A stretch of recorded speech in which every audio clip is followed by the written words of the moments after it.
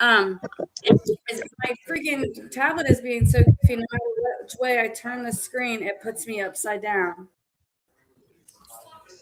Like every time I hold on. Okay, we got it. All right, so I apologize. I usually try to keep my kids contained during the podcast. It's a little bit more professional than the lives, But because of the situation, we're traveling and we're in a new house and they've been in the car all day, it's just really not being a thing. So I apologize. Please just bear with me. Okay, we're live everywhere. All right. So Mystic, usually I give people like a chance to write a little bio to introduce themselves, but because I just sent you the guest agreement and the way everything's been so hectic, I just completely slipped my mind. So I'm just gonna let you take over and let you start wherever it starts for you. If it starts in childhood, in your addiction, wherever it begins, just gonna go. I take notes as we go. I'll ask questions as they pop up, and then at the end, if we have time, we'll go back and I'll ask some more questions. Okay. You can just do the introduction however you want to. You know about me. Came here, but no one heard me because it was me. I just said tonight that we have Mystic. So Mystic is a member of my TikTok family. So I'm loving bringing TikTok to my podcast because I'm getting to know you guys so much better. And so I'm really excited to hear your story.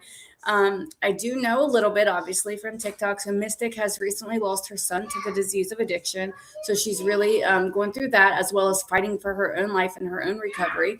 And she has recently moved states to be with her family. She got a job, but she's trying to start. She's dealing with some health issues that's kind of complicating that process. But her bosses are being super cool about it. So, I'm just going to let you take over now, and you can just kind of start and give your testimony and your journey, share your journey, and I will take notes, and we will go from there. Just like on the lives. So my original name that I was born with, my name is Teresa. I'm the oldest of 3 kids, the middle of 5. I don't know my older sister and my older brother. I grew up in a little town called Osawatomie, Kansas.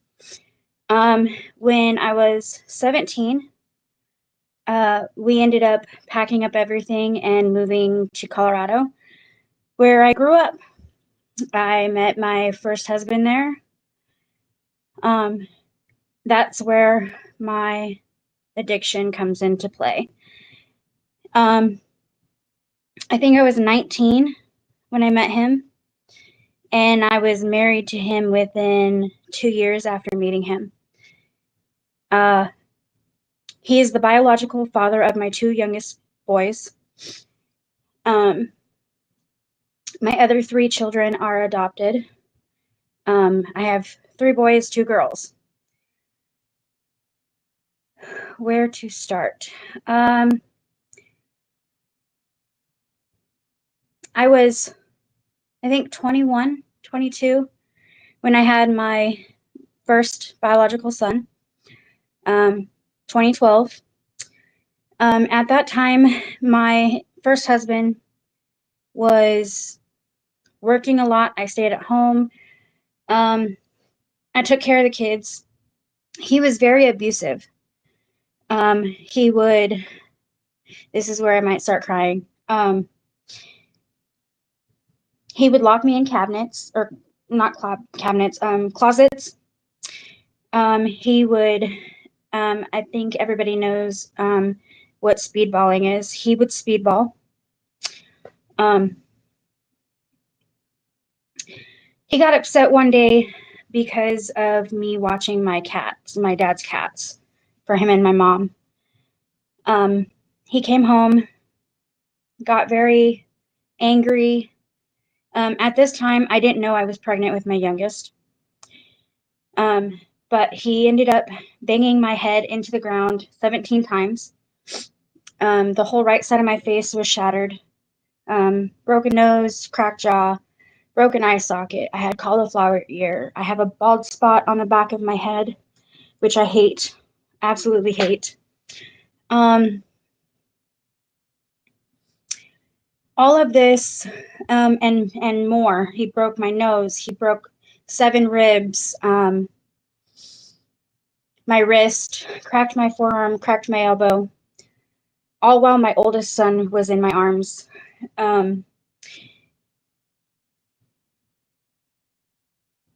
My son got away in time and got to go next door, and he called my sister and my dad, and my sister and my dad came, and my son was running back into the house, and I guess my ex-husband had tackled my dad on the bedroom.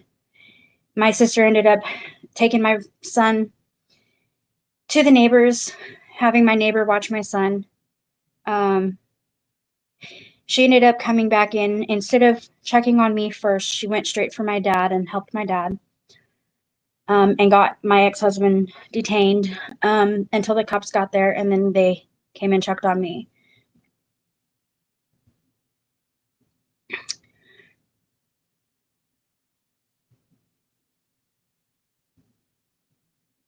She froze.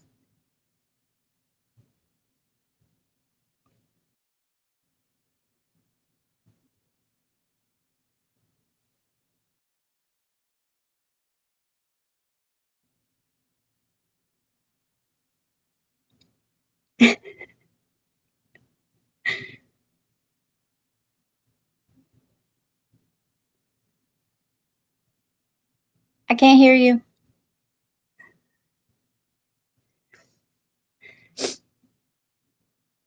Connection went crazy because I was hitting off my phone's hotspot, so I thought I could connect to the Wi-Fi here without it messing up, but it just messed us all up. So the last thing I was that he got upset for watching your dad's cats, and that's last thing I got returned. So yeah, he got mad. He went and did his thing in the bathroom, came out, got upset, was screaming and yelling. I picked my son up to go and leave, and that's where it kind of ended. My son had started beating me up, and I picked my son was still in my arms. I tried to leave. I couldn't leave. He ended up breaking my nose, my eye socket, cracking my jaw. I had cauliflower ear. I had 7 broken ribs. I had a broken wrist, a crack in my forearm, a crack in my elbow. All of this while my oldest biological son was in my arms. My son got away and went to the neighbor, called my dad and my sister. My dad and my sister showed up. And my sister took my son to the neighbor, had my neighbor watch my son.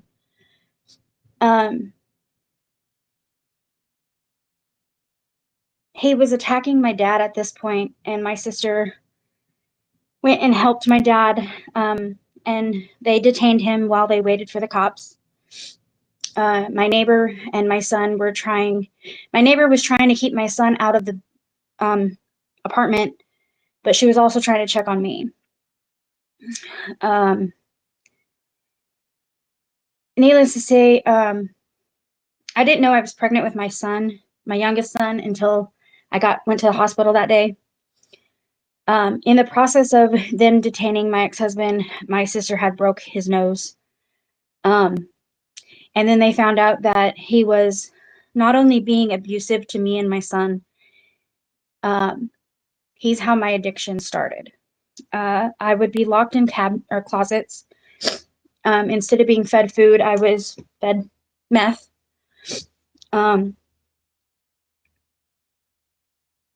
I ended up leaving him that night as he was arrested, and I went to the hospital. I had my dad and my mom and my sister and my brother and my neighbor at the time. They went and packed everything they could. I tried getting away. I ended up going back when I found out that I was pregnant with my youngest, which was a big mistake. I was with him up until from 2010 to 2016, off and on. After my youngest was born in 2015, I ended up leaving, got divorced in 2016. From there, I was homeless at times. I was still feeding my addiction. I got sober, I think, for about 6 years. And then after my mom passed in 2017, I ended up doing heroin, coke, LSD, acid. Ended up getting married for the second time to another man who was also abusive. And at this time, I had my youngest daughter, who is my ex-boyfriend's daughter. She called me mom, and it stuck. To everybody, I was her mom. Her mom was in jail. And I ended up losing her. Hey, is her dad the guy that you're with, your second husband, or no? No. But Her dad, her dad died from a heroin OD in 2023. Okay. And then after I was with him, before I got with my second husband, is when I met my oldest son's dad. And he was my best friend. He was in and out of jail. And his mom had passed a month after my mom had passed. And he was actually my brother's best friend. I took care of him like my own. He did things with my kids. He did stuff with me. Like, he was our little family. He was the one that kept us together. At this time, I had my own house. I was working 2 jobs. No, 3 jobs. I was working 3 jobs at the time to provide for me and my kids. At this time, right before I met my second husband, so I'll get to my second husband in a minute. Right before this, before I met my second husband, I had ended up relapsing again after my mom died. And I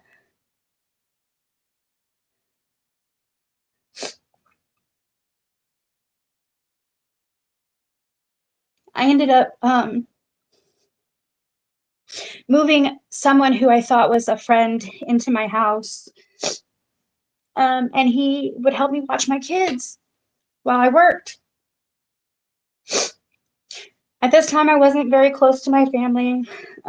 I had kind of like drifted away because my kids and my addiction was what kept me going. Sorry, I'm gonna start crying, you guys. It's okay to cry. This is a very emotional story. So at this time, I had moved him into the house. Him and his friend, who was a friend of mine's son, Parker. His name was Parker, and then my friend, I don't want to mention my friend's name, but they shared my son's room, my boys' room, and my boys slept in my room. I was working a double shift, and I came home for lunch and to check on my kids. And I didn't know that my friend had invited his friend over. And they had basically got high in my kids' room before he left and before I got there. So when I got into the house, I told my friend that I was running low. I needed something to keep going. And he made the comment that he could help. Well, this is the first time that I shot up. Him and I went into the bathroom. I put cartoons on for my kids. And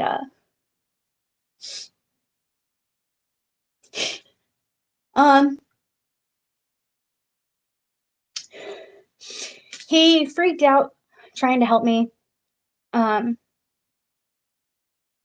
because I guess he missed or something. I don't know. He freaked out. Needless to say, I was over the toilet. I was picking up blood. I had blood coming from my nose. He locked me in the bathroom and he told my kids not to move, gave him a bag of Cheetos, changed the cartoon for him, and told him to leave mommy alone, that mommy was busy. I can't remember if it was an hour or 2 hours went by, and my son came banging on the door, and he couldn't get into the door. So I taught my son how to call 911 or call my dad, and they ended up calling my sister and my dad. And my sister and my dad took my kids, had them safe, and while I was detoxing on my friend's floor, they found out that I had it was meth, heroin, and rat poison. I detoxed for, I think, 10 days, 11 days, something like that. I can't remember. I was so mad because I thought my dad and my sister took my kids from me. And I knew I had screwed up, but I ended up getting a text from my friend, and he told me that he was mad because it didn't work. And what he meant, I didn't understand until a couple years ago. But I'm pretty sure that he knew what he was doing. He ended up going to jail. And that's when I met my second husband. At this time, I was doing things that my family doesn't even know about until probably today. I would do anything to get my next fix and to keep being able to provide for my kids. I was a functioning addict, I say. I was going to work. I was coming home, taking care of my kids. When I met my second husband didn't know what meth was. And that's when he introduced me to coke for the first time. And I told him that it wasn't working. I wasn't getting high off of it. I wanted something stronger. At this time, my adopted son, the one who passed away, him and my ex-husband were best friends. They were getting high together behind my back, didn't know about it. Until one night, I was so messed up, and I remember seeing him in my house, and I walked in on him and my ex-husband smoking. And what did I do? I joined in.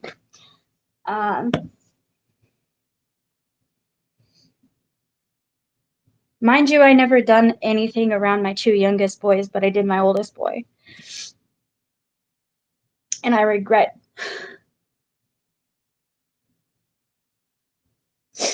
ever doing anything with my son, because he would be here today if I just ended my addiction. Know that, babe. You don't know. Don't blame yourself. I know it's tough, and I know that people carry a lot of guilt and shame. I know I've heard Melinda talk about it, about, her, I shouldn't have name dropped her, but anyway, about her using with her children as well. And it's, I can imagine the guilt and shame, and especially with your son passing how he did. Like, I understand, but it's not your fault. You're an addict yourself. If he wanted it, girl, he's going to get it regardless. Yeah. So I think this is Justin. I think he's watching. I don't know who else would call you my girl. Can you see it? Little comment. No. Right? Oh, I put it on the screen. It says, "Hi, my girl," but just says Facebook user. Facebook doesn't tell me who it is unless if they go onto the Facebook page. But anyway, Doesn't matter. I just assume. I assume he's probably watching. So easy to blame ourselves, Serenity. Exactly.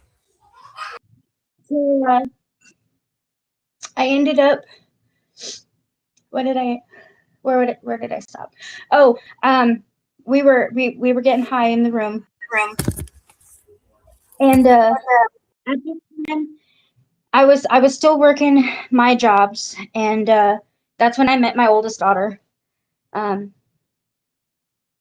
She's the one that started calling me mom. She didn't have a relationship with her parents, and I was like a mother figure to her, and she came into our life. So at this point, I have all 5 of my kids. My youngest daughter, I don't have any contact with anymore, but I was doing anything to get my next high, and by anything, I was selling anything I could get my hands on.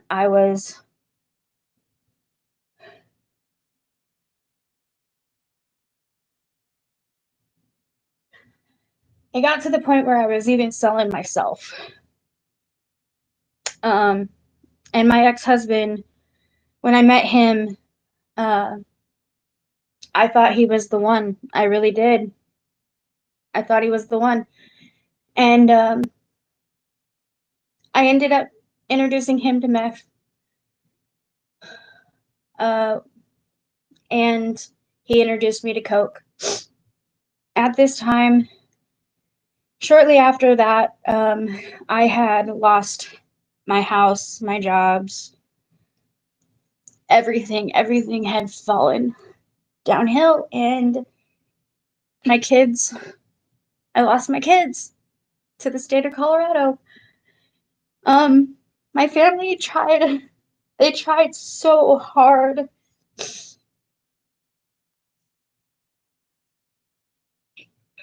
They tried so hard to get me off of the street and off of drugs. And I lost contact with my sister. My sister kind of disowned me. My dad disowned me. My mom, before she passed, she did kind of disowned me. My stepmom, she disowned me. And I felt alone. This was all in 2019. And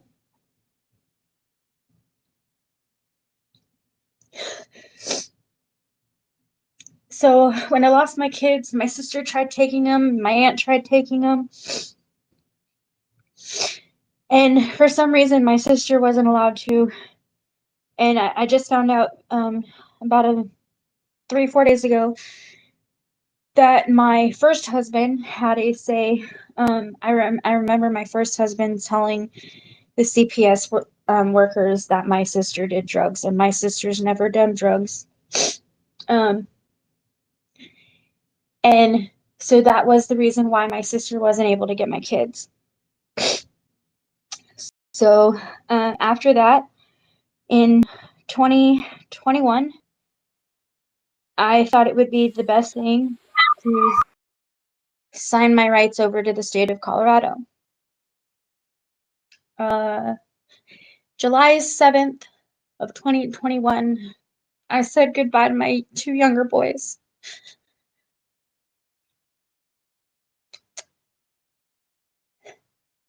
At this time, me and my ex-husband were heavily on drugs. We were homeless, sleeping in alleys, sleeping in churches, by the river, in parks, trap houses, anywhere we could lay our head.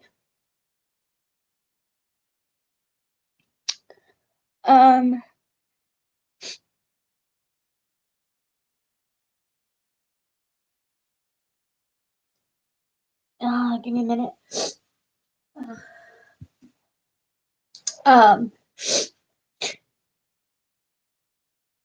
That year also started the year that me and my ex-husband would get into fights.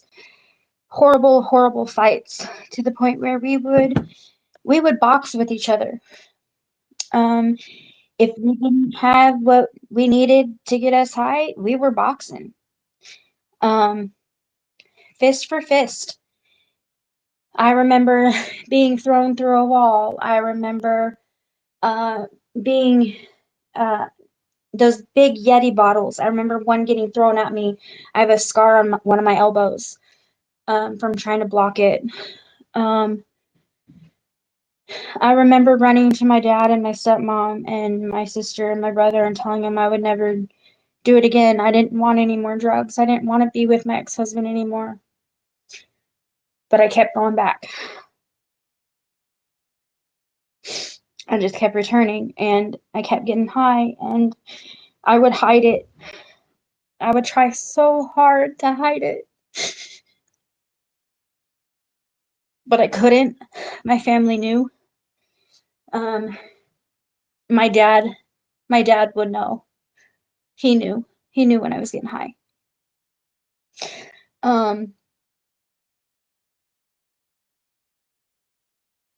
I ended up divorcing my ex-husband in 2023.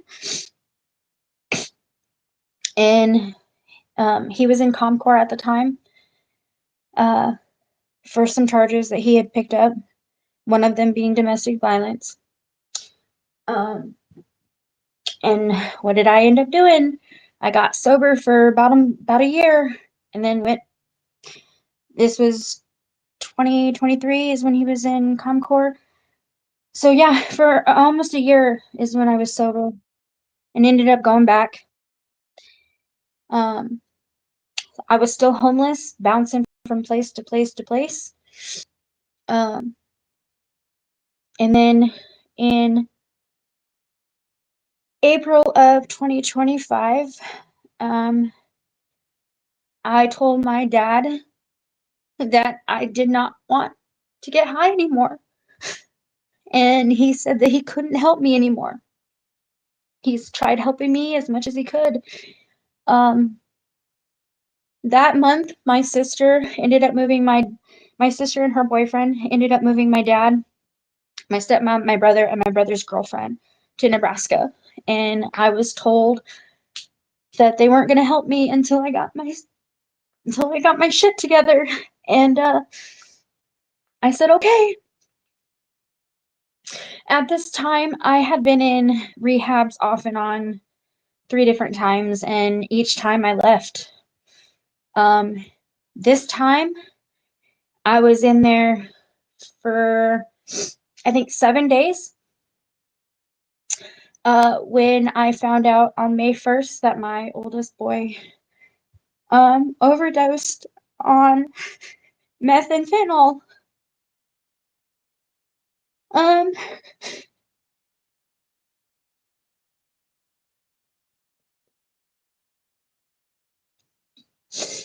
I ended up leaving the facility and getting a taxi ride from the facility that I was at in Broomfield, and driving 8 hours in a taxi to get home to find out that it was true that my son died.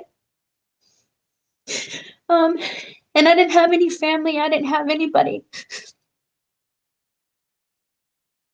The only person I had to turn to was my ex-husband, and I ended up turning to him and the friends that I knew, and started using again.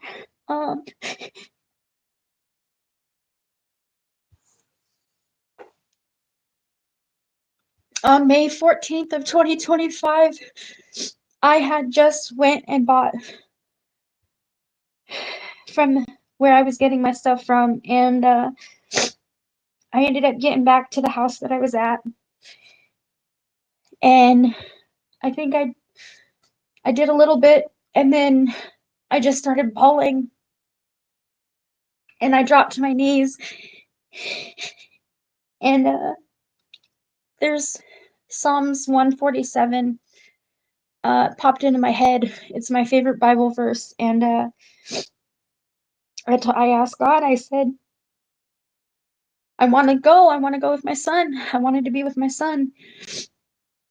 I couldn't have any of my other kids. At this time, my daughter said that she was going to disown me and she was going to take my grandkids from me. Um, my dad told me that if I didn't get my shit together, he was going to disown me for good. That night on May 14th of 2025, I threw everything I had in the toilet and I walked away.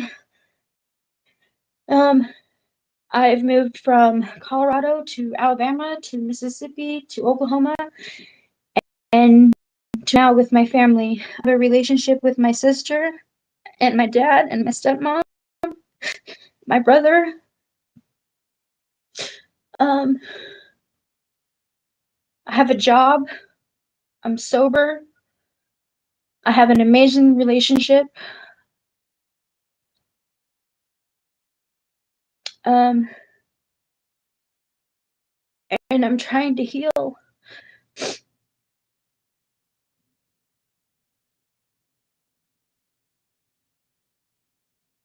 But that is my story. Thank you so much for sharing that, Mystic. I know that had to be fucking hard. And I know that, on top of just the trauma of the whole story, the whole shebang, you're also, you're going through a lot of stuff right now too. So I really appreciate you, bunkering down because your story is so freaking powerful. Bugs over here showing you love on TikTok. Serenity's on love or on TikTok, giving you hearts and some, saying bless you. Tiff, you got some people watching, which really I don't have that many people usually watching the TikTok on, because they can't see you and stuff. So your story obviously is captivating people. So I really appreciate you sharing that and opening up and putting yourself takes bravery. Mike said, absolutely, that's a lot, and you've done freaking amazing. Yes, you're a warrior. Well, I'm pretty sure my family's watching too. Huh? I said I'm pretty sure my family's watching upstairs too. Are they? It got really quiet when I started. It's okay. So we'll backtrack and I have a few questions. So when, hold on, let's see, what is it? So when the very first time when you had your friend that gave you the rat poison, pretty much, you feel like he did that on purpose, like he was trying to harm you? Yeah, me too. From just the, from the way you describe things. Yeah, so I was detoxing on my friend's floor. My sister was taking care of my kids and her and my dad. And they had my phone, and we had received a message on my phone saying that it sucked because it didn't work because they would have took my kids and my family next. So I'm pretty sure that my family turned him in. About a week later, 2 weeks later, I was still pretty messed up and still pretty out of it. But I was living in a tent, and my dad's camper and stuff were in the same trailer park. And they had went back to one of their cars that was in like little storage area, and they found a bunch of needles in a bag. And the only person that had ever been back there was him and a friend of his, checking another vehicle. So I don't know where the needles came from because I've never shot up. Mine was straight. I was always either smoking it or I guess we called it Scooby snacking, where you wrap it in toilet paper and then like eat it, or it went through my nose. That was my thing. So the first time that I ever shot it was with him, and we thought he was trying to set me up. There was a whole investigation, and he ended up going to jail. And then I think it was the following year, my dad was still living at the same place, and he ended up showing up and was staying. There was a motel, and then behind it was the RV park. And he was staying up in the motel area. And I ran into him, and I immediately froze in my tracks. I couldn't move. I couldn't, like, nothing. My dad had come out I think it was my dad, came out to smoke a cigarette and basically had to pull me back into the house. I think. I can't remember. My brain is so like scattered from that area because I don't remember much about it. But I remember them trying to get me away from him, and he ended up getting kicked out of that motel area. And I haven't spoke to him or seen him since. So yeah. I'm pretty sure he tried doing it on purpose. So why though? Do you know you were letting him live there with you, right? I mean, just because he was tweaked out and or what? What do you think? This is when fentanyl was actually introduced to the town that I was living in at the time, and so I'm pretty sure that it wasn't just meth and heroin and rat poison. I'm pretty sure there was fentanyl in there too, because, like I said, I don't remember much of this time, and the friend that was with him before I got home actually passed away in prison after he went to prison for giving somebody fentanyl. And that person had died. And when he went to prison, he actually died in prison. So I'm pretty sure that him and his friend were doing it on purpose.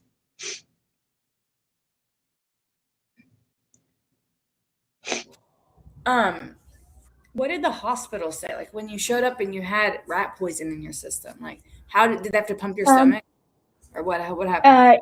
You shot it up, right? I don't remember much of the hospital. I remember detoxing. I don't remember if I went to the hospital or not. I remember waking up on my friend's floor, which was at the trailer park that my dad lived at. They were actually the managers of the trailer park. And it was my sister and her husband at the time. And then it was my friend and her husband and me. I was on the floor.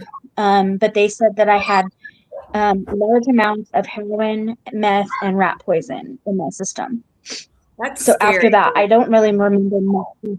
You could not be here right now, like very possibly. See, God, I definitely, or your higher power, whatever you believe, has a purpose for you. I mean, how could he not, right? Like, I know you're really struggling and you don't think it right now, but think about this story that you just told me, girl. For you to still be here, there's a freaking reason. There has to be.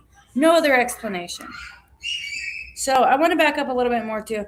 When your first husband, when the night the fight happened, when you that initially led to you finding out that you were pregnant, when he was attacking your dad. So after you went back to him, how did your family take that? After he pretty much attacked your dad, your sister had to fight him, broke his nose, all that. He goes to jail, and then you went back. How did they take that? They did not like it. They did not like it at all.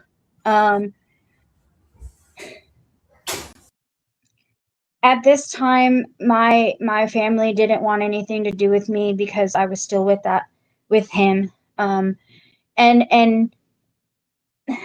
me having the heart that I do, I try not to look at the bad in people. He was the father of my kids. Like, I don't want anything to do with that man anymore. I am deathly terrified of that man. But the thing is at the time, he is the father of my kids. I wanted a relationship with him. I thought, hey, I could get him to change. Hey, I could fix him. It just got worse. My family didn't want anything to do with him.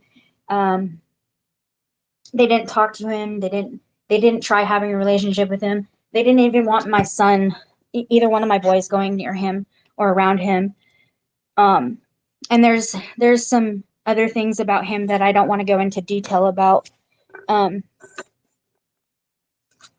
because right now there is an ongoing case against him and my family for things that have happened, and yeah, I just don't want to talk about that anymore.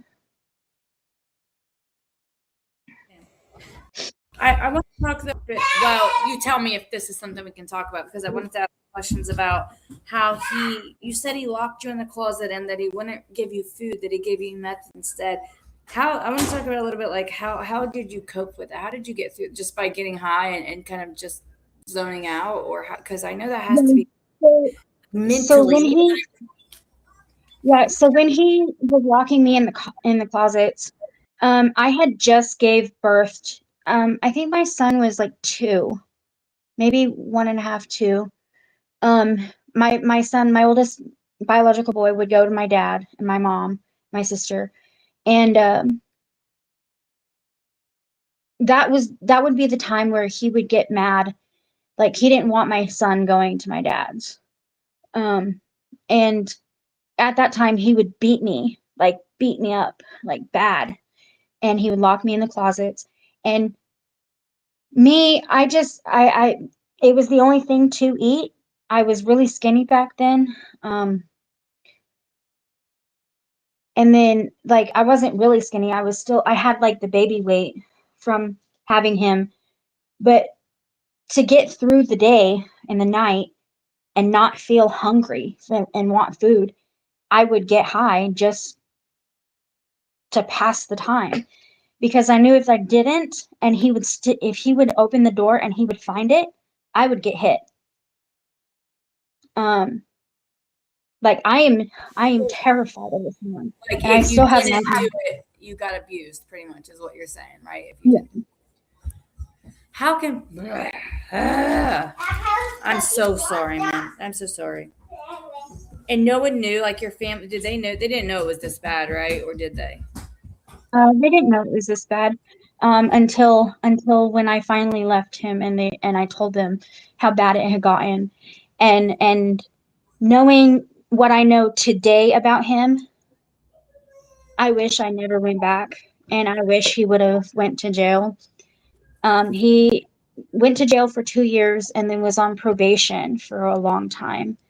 And during the CPS case, he had actually lost all rights to our boys, but he tried so hard to have a relationship with me, to be anywhere near my family. He would show up on my dad's doorstep begging for a place to stay.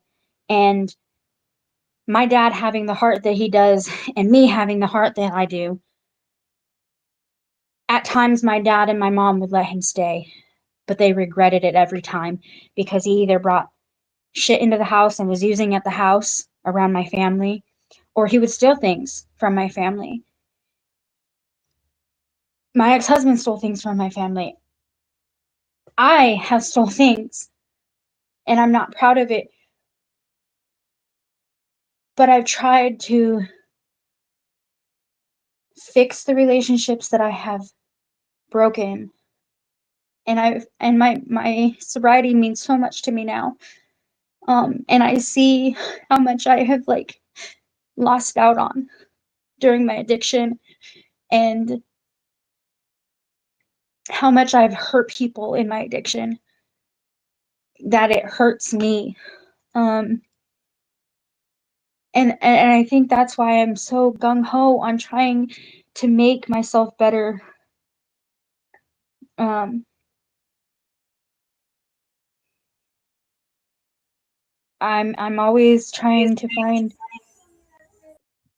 Celebrate Recovery. I was going to Celebrate Recovery nonstop, in the places that I've been. I was going back to church, and I ended up leaving Colorado to run away from my addiction, because I thought my life would get better. Which I ended up moving to a little town in Alabama, and then I moved to Mississippi. And I actually moved in with my ex-husband's father, and he sexually assaulted me. Um, and from there, I went to Oklahoma, and left Oklahoma, and now I'm here with my family.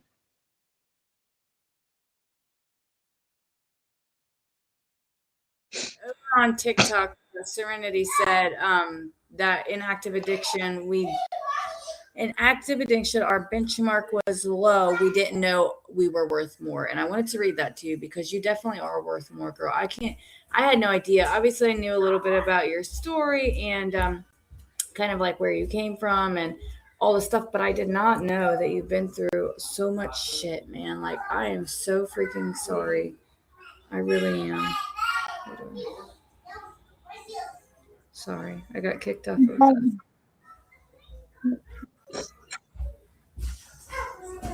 Okay, anyway. So I wanted to touch on something else really quick. Let me find out what it was. So when you caught your husband and your second husband and the son getting high together, did you know that your son was getting high already? Did you know that he was using, or was this did you learn it at the same time? At that time, I did not know that he was getting high with my ex-husband. And I'm guessing that it was a month or two before this, before I caught them getting high together, is when he started getting high. The only thing that I knew he did at that time was drink and smoke weed.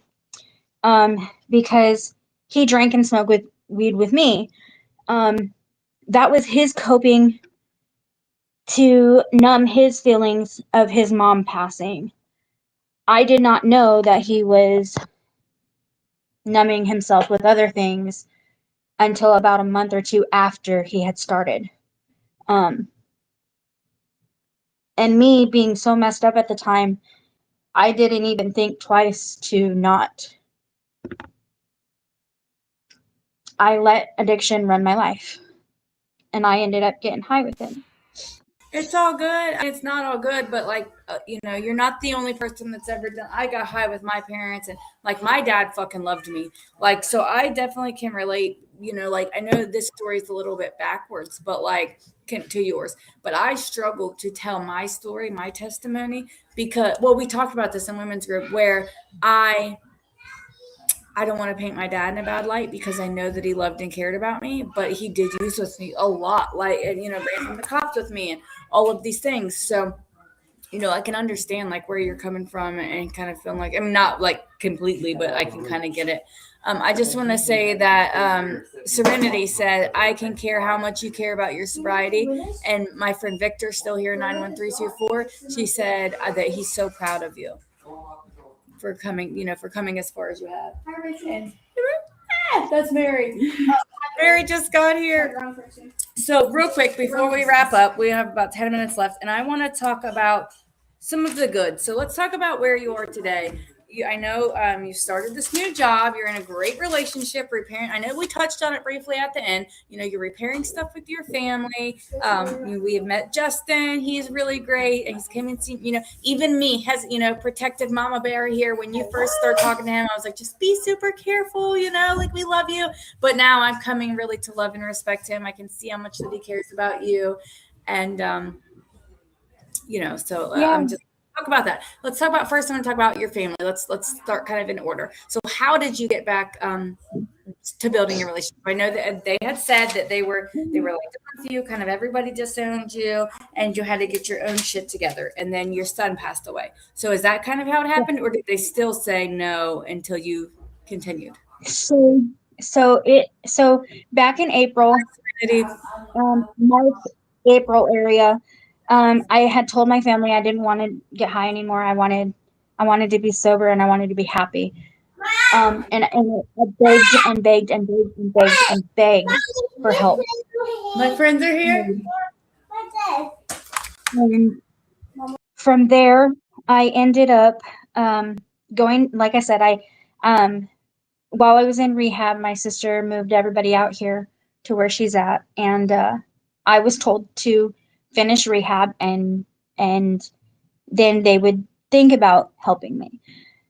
Well, when Joel died, I left. I relapsed that night when I got home, and on the 14th of May, I threw everything away.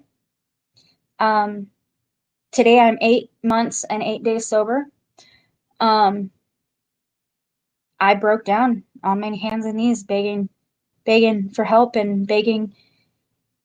I was so mad because I thought God had taken my son from me, to get back at me for my addiction. And now that I look at it, whatever I could have done, it wouldn't have made a difference. It was his time, and it breaks my heart to say that, but it also puts me in a light where I feel like I got sober because of my son passing. It made me open my eyes even more.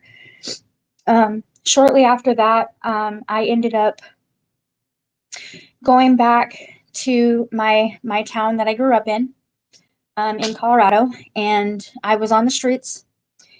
And the deacon of my church, where I got married to my second husband, took me in. And my ex-father-in-law of my first husband invited me to go to Mississippi to restart my life. And I thought that was going to be the best thing ever, and it turned out not to be.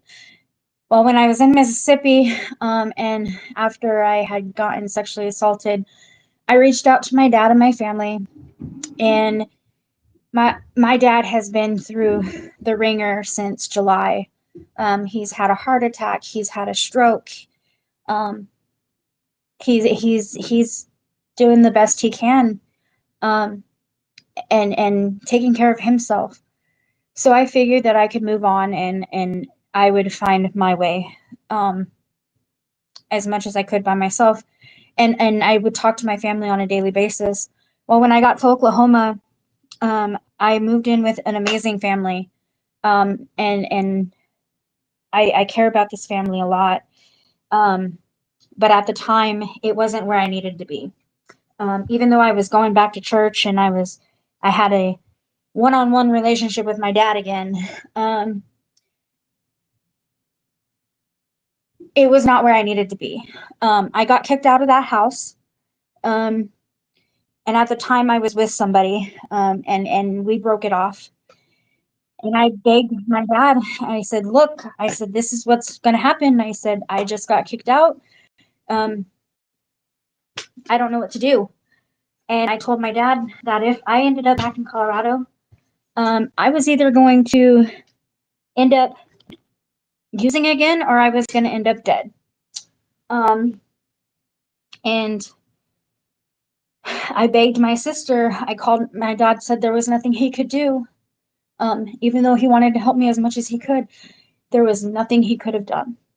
And he told me that I needed to talk to my sister. And as much as I hated, my sister's younger than me, but my sister has everything going for her life. She doesn't own, she rents a very, very nice house.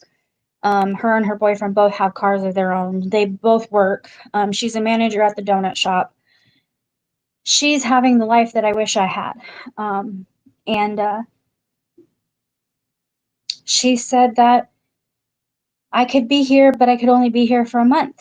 And the night after I had called her is when they showed up to pick me up from Oklahoma. And when I got here, they basically laid some ground rules. And since then, I feel like I'm building a relationship with my sister. I let my sister tattoo me. I hung out with her today at the donut shop. I've proved to them that I could get a job. I'm still sober. But I know for a fact my family is watching every little thing that I do, because they don't want me to be the old me. And I don't want to show them that I can go back to that. I want to prove to them that I am worth something. That I can stay sober and that I can rebuild my life. Having them as support is one of the biggest things. One of the biggest things for me is because I get to have a relationship with my sister, and I never had that. I've hurt my sister to the point where I didn't think she would ever forgive me, and she probably still doesn't forgive me, but I know that she understands. Um, and I know for a fact that if I prove to her that I'm not who I was before, I can rebuild that friendship and that bond with my sister. And I'm so building these relationships, and I know that they're watching you, and that kind of sucks, but like rightfully so. You know what I mean? Like they have the right to, and like just show them. They're giving you the chance to show them, so it's just up to you to do the work and show them. Mystic, thank you so much. Thank you so much for coming on and sharing your journey with us today. We can always have you back for a part 2. I feel like we're kind of cutting this off, you know what I mean? And I'm really, really apologize, but everyone's getting here now. We've got to get on to the event. It's been an hour anyways, and I usually keep the podcast episodes to an hour. So feel free to reach out to me, send me a message, because I'll freaking forget, and we'll schedule a part 2 and we'll have you back. And then by that time, it'll be cool because we'll get to have like a little update on, obviously I'll already know, but like, we'll get to have all your favorites out here to know how you're doing and, in a little bit. So I love you so much. Thank you for sharing. Like I said, this was a very, very powerful story. People in the chat showing all kind of love. Thank you. I love you, girl. I'm going to close out, and I'll probably be seeing you shortly. Tell everybody I said hi. I will. Bye. I really feel it's my time, think it's my year, yeah. I really feel it's my time, think it's my year, yeah. I really feel it's my time, think it's my year, yeah. I really feel it's my time, think it's my pen ready. Used to hold myself back, my self-esteem damn